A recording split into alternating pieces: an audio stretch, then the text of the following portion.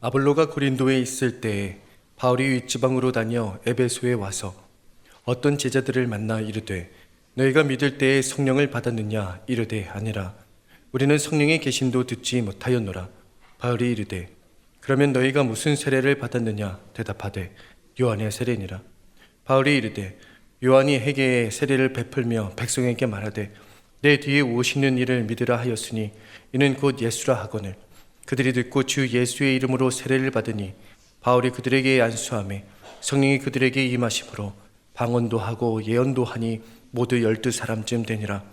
바울이 회당에 들어가 석 달 동안 담대히 하나님의 나라에 관하여 광론하며 권면하되 어떤 사람들은 마음이 굳어 순종하지 않고 무리 앞에서 이 도를 비방하거늘 바울이 그들을 떠나 제자들을 따로 세우고 두란노 서원에서 날마다 강론하니라.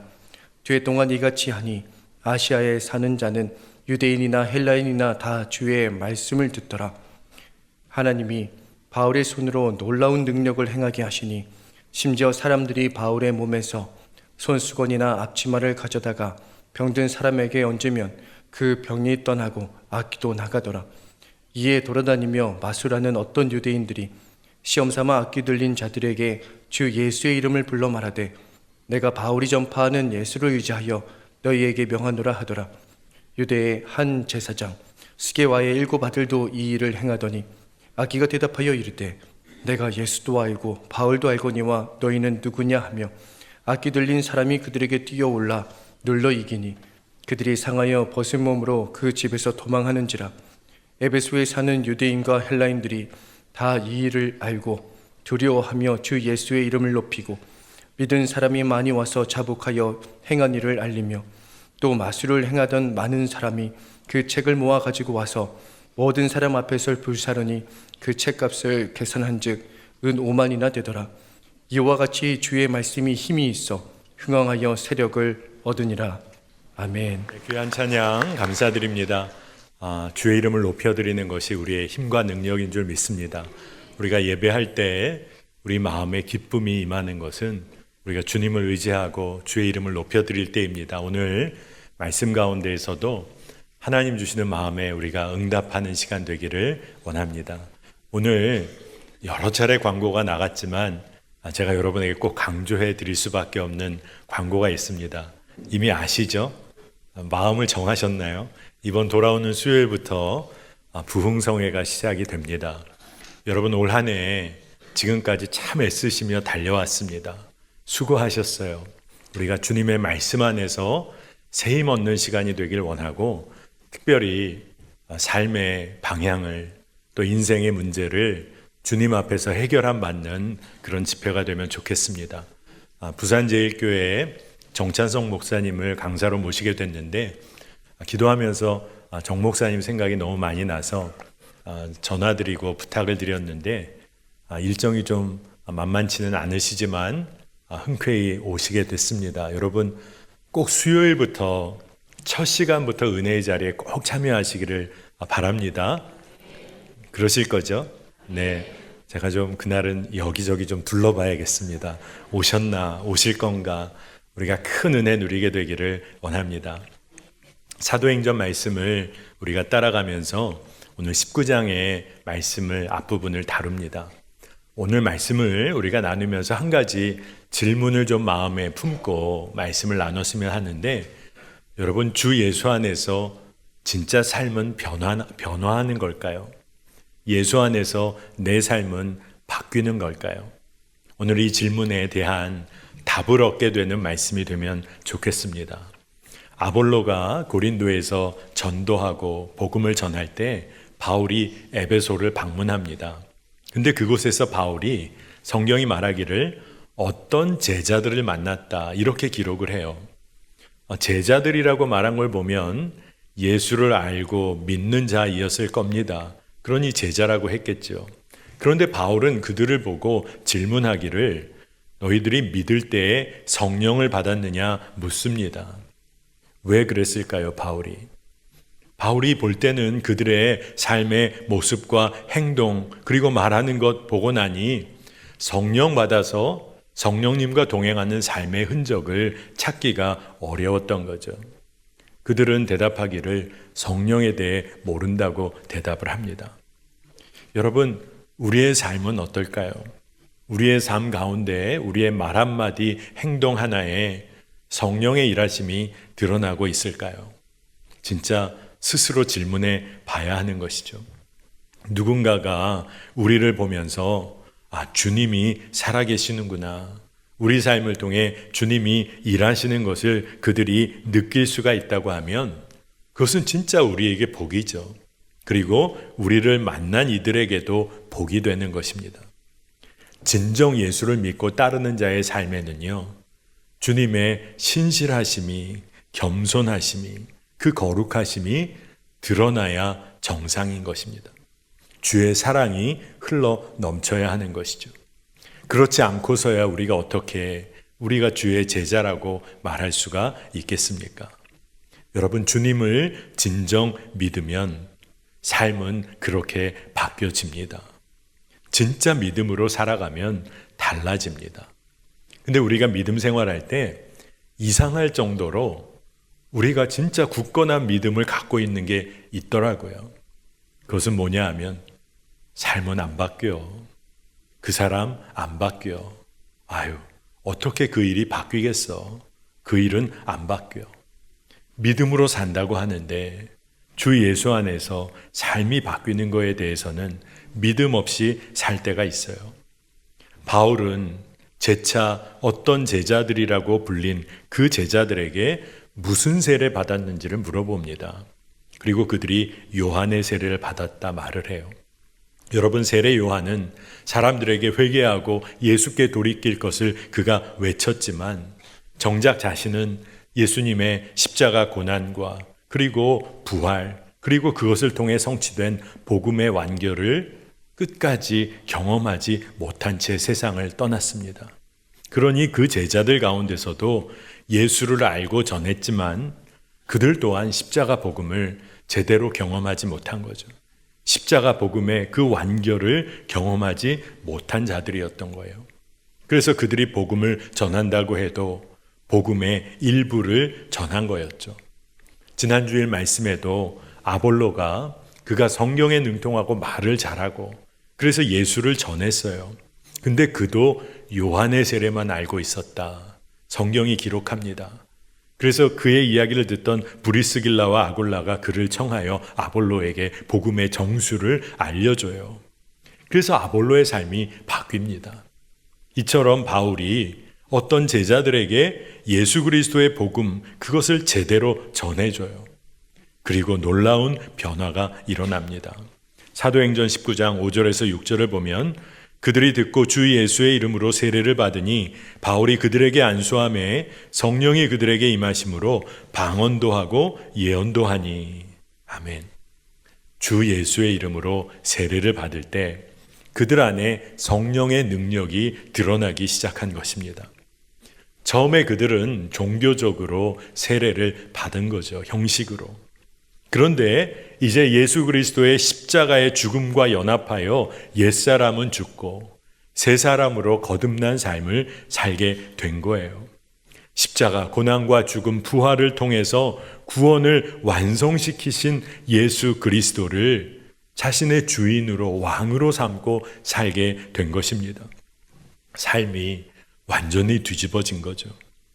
그들은 회개의 복음을 외쳤지만 정작 예수를 구주로 삼고 살지는 못한 것이죠. 한국 교회 안에도 여전히 교회가 쇠락한다 하지만 여전히 많은 성도들이 한국 땅에 있습니다. 예수를 알고 복음을 믿는다고 하는데 살아계신 주님을 진짜 왕으로 모시며 순종하며 사는 이들이 얼마나 될까요? 질문해 봅니다. 회개하면서 자신의 죄책감을 잠시 내려놓기는 하지만 그 똑같은 죄악에 여전히 넘어지고 있는 그런 성도들의 삶도 봅니다. 그래서 이상한 믿음이 생긴 거예요. 사람 안 변해. 사람 쉽게 변하지 않아. 그 인생은 이제는 그냥 그대로야. 결코 변하지 않아. 이상한 믿음을 붙잡고 삽니다. 여러분, 그런데 결코 그렇지 않습니다. 예수를 주로 고백한 자의 삶은 반드시 변합니다. 여러분, 바뀌지 않을 것 같은 가정, 예수 안에서 바뀝니다. 바뀌지 않을 것 같은 자녀의 삶, 주의 손에 붙잡히면 달라지는 줄 믿습니다. 로마서 6장 6절에서 7절에 우리가 알거니와 우리의 옛사람이 예수와 함께 십자가에 못 박힌 것은 죄의 몸이 죽어 다시는 우리가 죄에게 종노릇하지 아니하려 함이니 이는 죽은 자가 죄에서 벗어나 의롭다 하심을 얻었음이라. 아멘. 여러분, 우리는 죄에 대하여 죽고 하나님께 대하여는 살아있는 자로 새로운 삶을 살게 된 자들입니다. 성도들이 이 말씀을 들어도 질문할 때가 때로 있어요. 여전히 죄에 넘어지는데 정말 죄의 종노릇하지 않고 살 수 있는 거 맞습니까? 삶의 현장에서 넘어지니 이런 질문이 나오는 거죠. 여러분, 주 예수의 이름으로 세례받은 자는요, 더 이상 죄의 재미를 따라 죄짓지 않습니다. 의도적으로 죄 범하지 않습니다. 하지만 육신의 연약함을 가지고 이 땅을 살다 보니 연약해서 죄에 넘어질 때가 있죠. 하지만 예수의 세례를 받고 사는 자, 삶의 변화를 얻게 된 자, 어떤 변화가 있는 걸까요? 우리 삶에 구주가 되시는 십자가 은혜에 붙잡고 다시 믿음의 길 걷습니다. 다시 일어나요. 그래서 믿음 안에서 거룩한 자로 성장해 갑니다. 성화의 길을 걸어가는 거예요. 여러분, 삶은 바뀝니다. 주님으로 인해 삶이 변화됩니다. 그런데 우리가 이 믿음 없어 흔들릴 때가 있는 거죠. 한국 초대교회에 유명했던 김익두 목사님이란 분이 계세요. 이 목사님은 깡패였었는데 예수 믿고 회개한 다음에 제일 먼저 한 일이 자신의 부고장을 곳곳에 다 돌렸어요. 김익두가 죽었다. 사람들이요, 깡패 김익두가 죽었다는 소식을 듣고 그 부고장 받고는 슬퍼한 것이 아니라 모두가 기뻐했어요. 김익두가 사라졌다니 너무너무 기뻐했어요. 평소에 김익두란 사람이 얼마나 잔인하고 못된 일 저질렀기에 사람들이 그렇게 좋아했겠습니까? 그런데 어느 날 시장 한복판에 그 죽었다던 김익두가 나타난 거예요.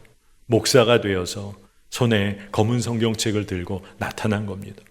사람들이 너무 깜짝 놀랐어요. 우리가 이렇게 좋아하고 즐거워한 거 이 사람이 알고 해코지라도 하면 어떡하나. 근데 사람들이 놀라기도 했지만 진짜 변화했는지 보려고 그를 시험하려고 지나가는 김익두 목사님에게 물 한 통을 완전히 뒤집어 씌웠습니다. 근데 그가 아무렇지도 않은 듯이 물을 털고 물 끼얹은 사람 보며 쳐다보며 이렇게 말을 했다고 해요. 너는 옛날 김익두가 죽었다는 그 사실을 기뻐해라. 살았다면 넌 요절이 났을 거다. 그런데 그리고 그 말을 하고 조용히 아무런 문제를 일으킨 게 아니라 주의 말씀을 증거하고 주님으로 인해 기뻐하고 섬기는 삶을 그가 삽니다. 한국 초대교회 부흥의 한 페이지를 장식한 분이세요. 여러분, 더 이상 죄의 종노릇하지 않는 새로운 삶 살게 됩니다. 주님이 이끄세요. 오늘 말씀에도 바울로부터 주 예수의 이름으로 세례를 받고 삶이 바뀐 이들이 오늘 성경 보니까 모두 12명쯤 제자들이 세워졌다고 했어요. 예수님의 12제자를 떠올리게 하는 그런 대목입니다. 말씀이 강조하고 싶은 거예요. 자신의 삶의 전적인 변화를 경험하고 예수를 따르는 이들이 생겨났다는 겁니다. 삶의 변화를 경험한 이들이 있다는 거예요. 이제 바울이 힘을 얻어서 에베소에서도 회당에 들어가 하나님 나라의 강론을 하는데 석 달여를 강론합니다. 근데 반응이 차가웠어요. 사도행전 19장 9절을 보니까 어떤 사람들은 마음이 굳어 순종하지 않고 무리 앞에서 이 도를 비방하거늘. 하나님 말씀에 대적하고 적대적이게 되는 과정이 있는 것 같습니다. 먼저 마음이 굳어져요. 굳은 마음을 갖습니다. 마음이 그렇게 열리지 않으니 하나님의 말씀에 순종하지를 않습니다. 불순종하는 삶을 삽니다. 그리고 더 나아가 하나님 말씀을 전하고 그렇게 사는 일에 대해 비방하고 회방을 놓습니다. 마음이 돌처럼 굳어 있는 거예요.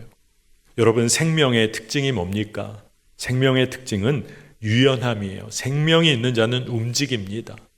그런데 죽음의 특성이 뭡니까? 굳어 있는 거예요. 경직되어 있는 겁니다. 유연하게 움직이던 우리 몸도요, 만약 생명이 떠나간다면 어떻게 될까요? 굳어져 버리는 겁니다. 여러분, 우리의 심령도 주의 말씀에 마음을 열지 않으면 마치 죽은 심령처럼 굳어져 버리는 거죠. 그러나 말씀에 믿음으로 반응하기 시작하고 마음을 열기 시작하면 주님은 부드러운 마음을 허락하시고 말씀에 순종하게 이끄시고 그리고 결국 말씀의 증인이 되게 됩니다. 죄인의 삶에서 복음의 증인으로 뒤바뀌어지는 거예요. 성경은, 하나님의 말씀은 이 같은 성령의 역사를 정확하게 증언하는데 에스겔 36장 26절에 또 새 영을 너희 속에 두고 새 마음을 너희에게 주되 너희 육신에서 굳은 마음을 제거하고 부드러운 마음을 줄 것이며. 아멘. 성령의 역사가 놀랍습니다. 우리의 마음을 부드럽게 하여서 하나님의 말씀을 따르게 해주세요. 이제 바울이 회당에서 강론하다 그들의 마음이 굳어져 있는 것을 보고 이제 그들을 떠납니다. 그리고 제자들을 바울이 따로 세워요. 그리고 두란노 서원에서 날마다 강론을 시작했는데 말씀을 준비하면서 은혜를 받은 것이 그가 날마다 강론하였다는 것이 도전이 되고 은혜가 되었습니다. 그는 멈추지를 않았어요. 두란노 서원에서 강론하는 걸 2회 동안 한결같이 이어갑니다. 제자들을 따로 세운다고 했을 때 그 따로 세운다는 단어는 아모리조라는 단어를 쓰는데 경계선을 그어서 구별한다는 의미가 있어요. 복음을 배척하는 삶, 그들과 자신들을 구별하는 거죠. 그리고 복음 증거하는 일을 계속 이어나가는 겁니다. 여러분, 결국 어떤 결과가 이루어졌을까요? 사도행전 19장 10절 보니까 2회 동안 이같이 하니 아시아에 사는 자는 유대인이나 헬라인이나 다 주의 말씀을 듣더라. 아멘. 어떤 상황에서도 바울은 복음 전하는 일 날마다 했어요. 변함없이 2회 동안 계속 말씀을 전합니다. 처음에 어떤 변화도 있을 것 같지 않았는데 그가 믿음으로 주님 신뢰하며 말씀 전했어요. 바뀔 것 같지 않은 사람에게 주의 사랑으로 말씀을 전합니다. 여러분, 우리가 여기서 영적인 지혜를 얻어야 돼요. 한번 시작했다가 그만두고 낙심하고 절망했던 삶에서 주의 사랑 붙잡고 믿음으로 계속 이어가는 거예요. 그 결과가 어떻습니까? 아시아 전역에, 그 당시 아시아는 튀르키예 전반부를 전체를 이야기합니다. 그러니 터키 전역에 있는 사람들이 다 주의 말씀에 마음을 열었다는 거예요. 눈물로 씨를 뿌리는 자 기쁨으로 거둘 것이다. 이 말씀이 바울의 사역 가운데 그대로 이루어진 것입니다. 여러분, 주의 인도하심은 정말 놀랍습니다. 하나님의 섭리는 우리가 다 이해할 수 없어요. 왜냐하면 마음을 굳게 하여 복음을 비방하던 자들로 인해서 바울이 유대인 회당을 떠나야만 했어요. 그리고 두란노 서원에서 복음을 전하게 된 것은 유대인 회당에서 복음 전하는 일이 막혔기 때문입니다. 그런데 이것을 통해서 하나님은 아시아 전역에 복음이 증거되도록 이끄셨어요. 주의 인도하심이 얼마나 놀랍습니까? 정말 하나님의 계획을 측량할 수 없다는 생각을 합니다. 여러분, 우리도 우리 삶에서 어떤 일 내가 계획하고 원했던 일이 막혔을 때 얼마나 답답해요. 얼마나 낙심합니까? 하지만 그것은 낙심으로 그칠 일이 아닙니다. 우리가 주의 뜻을 바라고 구하며 살고 있다면 주님은 그 막혀진 길을 통해서도 하나님 당신의 신실하신 뜻을 이루십니다. 에베소에서 그렇게 2해 동안 복음 전하고 그리고 나서 바울에게는 어떤 믿음의 확신이 주어졌을까요? 아무리 어려운 일을 만나도 그 어려움 가운데서도 주님은 신실하게 일하시며 당신의 뜻을 이루신다. 이게 바울에게는 너무나 분명한 실제가 된 겁니다. 여러분, 우리도 이 믿음으로 산다면 두려울 것이 없을 거예요.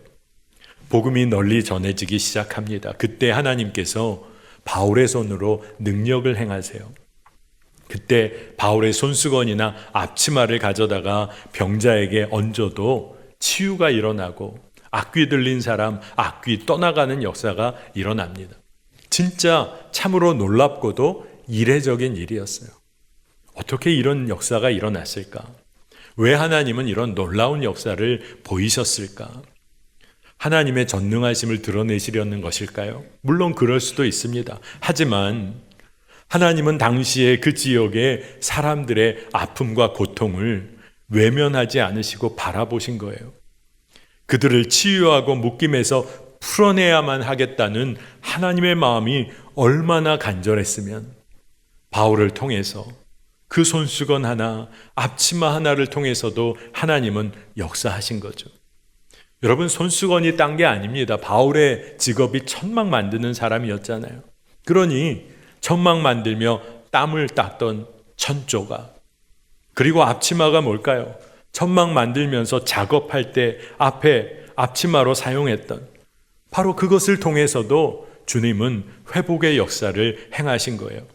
그러니 여러분, 기적과 이적이 초점이 아닙니다. 아파하고 고통당하는 백성에 대한 하나님의 관심이 핵심인 거예요. 고통당하는 이들의 삶이 회복되었습니다. 변화가 일어났어요. 주님 안에서 변화가 일어난 거예요. 이토록 이례적인 치유의 역사를 통해서 주님은 하나님의 백성들에게 무엇을 요구하고 기대하고 계실까요? 더 큰 기적과 이적을 바라는 삶이 아니라 주님의 구원의 역사에 걸맞는 책임적인 그리스도인의 삶을 살기를 주님이 원하셨을 거예요. 은혜 받았다면 은혜 받은 자로 은혜를 나누고 흘려보내는 삶을 주님은 기대하셨을 겁니다. 여러분, 우리가 왜 그렇게 우리의 몸이 상하고 아파 정말로 병든 몸이 되었을까요? 세상 따라 살다가, 세상 따라 잡으려다가 우리의 상한 몸과 영혼이 있어요. 세상을 기대하며 살다가 세상에 묶여 사는 우리의 삶이 있습니다. 근데 더 이상 이런 삶 아니라 주님 안에서 구별되고 회복되는 삶을 살아가기를 하나님이 원하세요. 그러니 기적이 중요한 것이 아니라 기적 이후에 우리의 삶이 진짜 중요한 것입니다. 기적 이후가 진짜인 것입니다. 하나님의 마음은 하나님 백성 자녀들에게 온통 쏠려 있었는데 그 당시 마수라는 유대인들이 악귀 들린 자에게 주 예수의 이름을 불러 말하면서 바울이 전파하는 예수 의지에 악귀를 쫓아내려고 명령하는 일을 하곤 했어요. 이게 뭡니까? 바울 흉내내는 거예요. 그런데 더 안타까운 일은 제사장 중 한 사람 스와게와 그 7 아들도 그런 일을 합니다. 제사장 집안이 그런 일을 하는 거예요. 진리를 따라 사는 삶이 아니라 진리를 어떻게든 내가 소유하고 능력을 소유해서 내 이익을 좀 챙기겠다는 거죠. 주님의 이름을 통해 자기 이익, 자기를 높이려는 그런 어리석은 자들이 등장을 한 겁니다. 여러분, 우리는 어떨까요? 우리가 믿음 생활하면서 쉽게 오해하는 것 중에 하나가 있는데 예수의 이름으로 기도하면 반드시 응답해 주신다는 하나님의 약속에 관해서 우리가 잘못 오해할 때가 있어요. 그러다 보니까 열심히 이 말씀 기억하며 기도하다가 응답 안 되면 마음도 흔들리고 삶도 흔들리고 믿음 생활이 근거가 흔들립니다. 여러분, 아마 그런 경험이 있으신 분이 많으실 거예요. 기도를 그렇게 열심히 했는데 예수의 이름으로 기도했는데 왜 이런 일이 있을까? 그 이유가 뭘까? 여러분, 기도할 때만 예수의 이름에 의지했기 때문에 그런 거예요. 이 이야기가 무엇인지 골로새서 3장 17절을 보시겠습니다. 무엇을 하든지 말이나 일에나 주 예수의 이름으로 하고. 여러분, 무엇을 하든지 예수의 이름으로 살아가는 자가 정말 예수의 이름으로 믿음으로 기도할 때 주님은 반드시 응답하십니다. 근데 우리의 삶에서는 예수의 이름으로 전혀 살지 않고 무슨 일을 하든지 날 위해 살다가 예수의 이름으로 구하기만 하는 기도에 주님이 응답하실 수가 없는 거죠. 여러분, 삶을 주의 뜻에 완전히 굴복하며 기도하는 그 기도에 왜 주님이 응답하지 않으시겠어요? 말씀 준비하며 제 마음을 치는 그런 말씀이 있었어요. 13절에 바울이 전파하는 예수를 의지하여 너희에게 명하노라. 진짜 믿음이 없는 사람들, 스스로 예수를 믿고 의지해서 이러한 일을 하는 것이 아니라 바울이 전파하는 예수를 의지하여 다른 사람이 누군가가 전해주는 예수를 그저 알고 있는 수준으로 믿음 생활하는 일에 관하여 주님이 말씀을 주시며 그 삶에서 벗어나야 함을 깨닫게 하십니다. 여러분, 진짜 예수님 만나고 내가 예수님 경험하여 만난 그 예수님을 우리가 믿고 따라야겠습니다. 내가 경험한 그 주님과 동행해야 할 줄 믿습니다. 그것이 삶의 기쁨이고 능력인 것이죠. 바울이 전한 예수 이름 의지에서 스와게와 일곱 아들이 악귀 쫓아내려다가 악귀가 아주 강하게 반응을 합니다.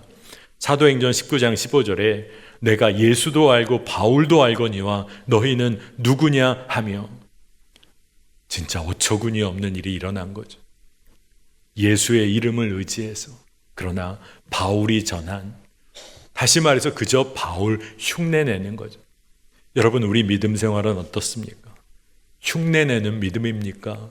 주님 진짜 만나서 그 주님 붙잡고 사는 믿음 생활입니까?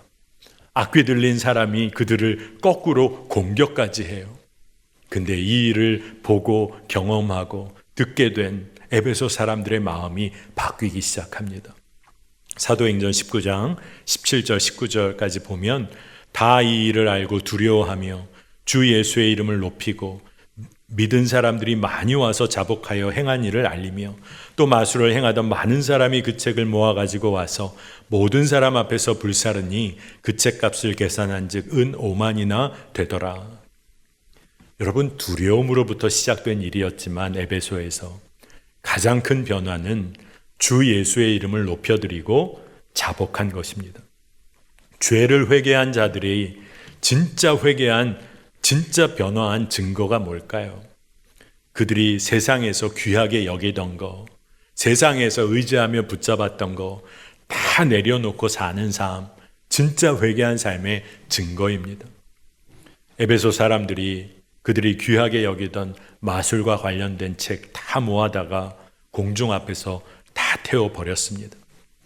그들에게 많은 부를 얻게 했던 잘못된 원천을 태워버린 거예요.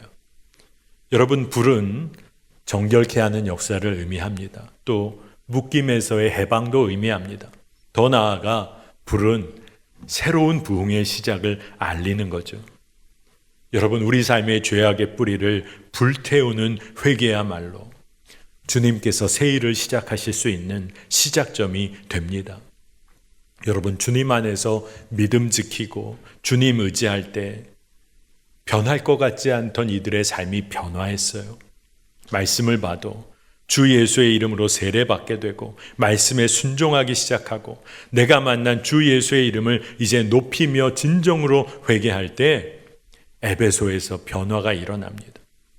에베소에 대한 말씀이 마무리되는 말씀이 어떻게 돼 있냐 하면 주의 말씀이 힘이 있어 세력을 얻고 흥왕하였더라. 에베소에서 변화가 일어나기 시작한 거예요. 여러분, 에베소가 어떤 도시입니까? 로마 제국의 4대 도시 중에 하나예요. 그곳에는 아데미 신전이 있는데 이 아데미 신전은 현재에도 그 신전이 어떻게 그렇게 지어질 수 있을까? 사람들이 의문을 가질 만큼 놀라운 건축으로 세워진 곳이 아데미 신전입니다. 당시 우상의 도시였던 에베소, 맘모니즘의 도시였던 에베소 가운데서 자신들을 스스로 구별해서 하나님 백성다운 삶을 살고 복음을 증거했던 바울과 그 동역자들을 통해서 에베소에 교회가 세워져요. 주를 믿는 제자들이 세워지기 시작합니다. 여러분, 진짜 우리 삶은 이제 어떨까요? 예수님 진짜 믿고 주님 안에 온전히 거하면, 그리고 주의 뜻 붙잡고 살면 우리 삶은 진짜 달라지는 거 맞습니까? 여러분, 우리의 삶을 지금 잘 돌아봐야 합니다. 예수 모른다 부인하던 삶에서 지금 주님 믿고 주님께 예배하는 삶 살게 됐잖아요. 인색하게 살아왔던 삶에서 이제 나누고 베풀며 사는 삶이 기쁨이 되지 않았습니까? 문제 앞에서 염려하고 근심만 했던 삶에서 이제 오직 주님께 구하며 살게 됐잖아요. 세상 의지하며 동행하던 삶에서 이제는 살아계신 주님과 동행하기를 갈망하게 되었지 않습니까? 정직하고 정말로 아름다운 삶에 대한 갈망이 생기고, 또 정죄하고 판단하던 삶에서 이제 용서하고 사랑하며 살기를 기도하며 성령님께 순종하는 삶으로 우리가 나아가게 됐잖아요. 제가 목회해 오면서 청년들 또 성도님들 가운데 정말 은혜 받고 예수 믿고 열심으로 믿음 생활하다가 어느 순간에 넘어지고 자신의 삶에 대해서 너무나 안타까워서 상담을 요청하는 분들이 계세요.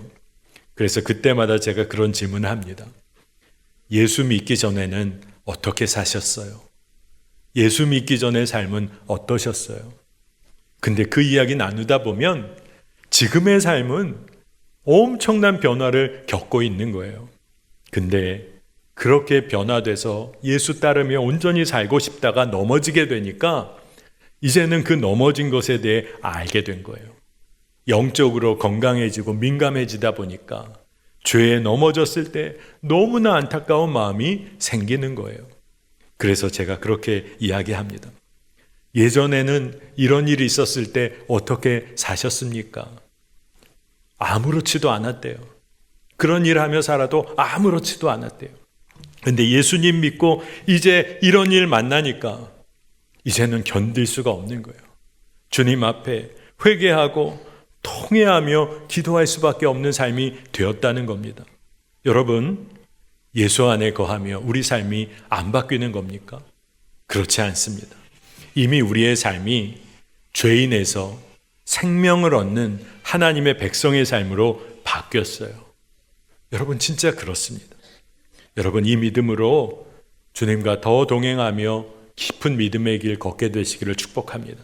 이제는 그저 믿음 생활하는 게 아니라 더 담대하게 깊은 믿음의 길, 성화의 길을 걷는 거예요. 여러분, 이 정도 믿음 생활하면 난 됐지, 남들보다 이 정도면 난 믿음 생활 잘하는 거지. 아닙니다. 하나님의 사랑은 측량할 수가 없어요. 하나님의 뜻은 우리가 헤아릴 수가 없습니다. 그러니 오늘 주시는 하나님의 사랑과 은혜가 새로워요. 나를 오늘 인도하시는 하나님의 계획과 뜻이 놀라워요. 그러니 매일매일이 우리에게는 새날이고 오늘이 어제와는 다른 오늘입니다. 우리 믿는 자들은 믿음 안에서 주로 인하여 어제와 다른 오늘을 맞이해야 돼요. 우리의 삶은 바뀝니다. 주로 인하여 바뀝니다. 가정 바뀌어집니다. 주님으로 인해 구원받습니다. 주님, 이 믿음이 우리 안에 오늘 충만하게 부어지기를 축복합니다. 오늘 이 말씀 기억하면서 오늘 여러분 우리 합심 기도한 이후에 성찬의 테이블로 우리가 함께 나가겠습니다. 예수님은 우리를 은혜의 놀라우신 성찬으로 부르셨어요. 오늘 우리가 함께 합심에 기도할 제목은 이제 날마다 믿음으로 주님 따르며 순종하게 하소서. 내 안에 주님이 하시는 일 경험하고 누리며 살게 하소서. 죄에 대하여 죽고 하나님께 대하여는 살아있는 자로 살아있는 믿음의 삶을 살게 하여 주옵소서. 우리 주의 이름 한번 간절히 부르고 함께 합심해 기도하겠습니다. 주여. 오 하나님, 감사를 드립니다.